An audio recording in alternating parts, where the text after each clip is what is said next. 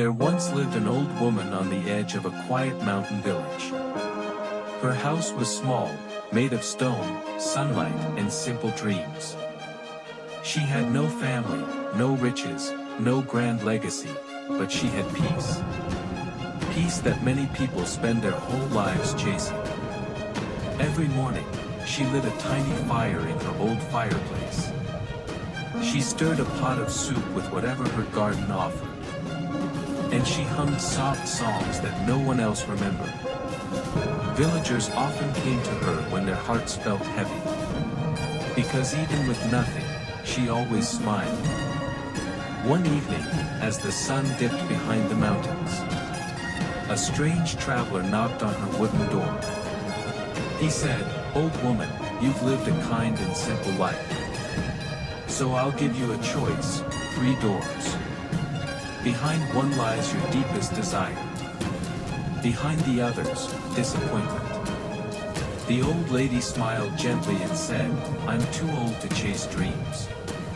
But the traveler insisted she follow him. He led her to a quiet meadow under the fading sky. There stood 3 doors, one golden, one wooden, and one rusted. Without hesitation, she walked toward the rusted door. The traveler frowned. "Why this one?"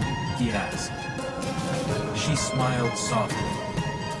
"The most beautiful things in life," she said, "have always come in old, worn packages."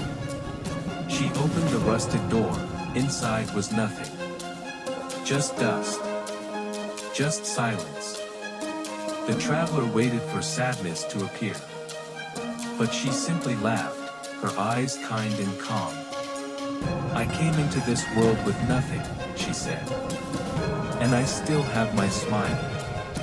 So I've lost nothing at all." The traveler opened the other 2 doors. One was filled with gold. The other showed a mirror, her young, wealthy self. "You could have had all this," he whispered.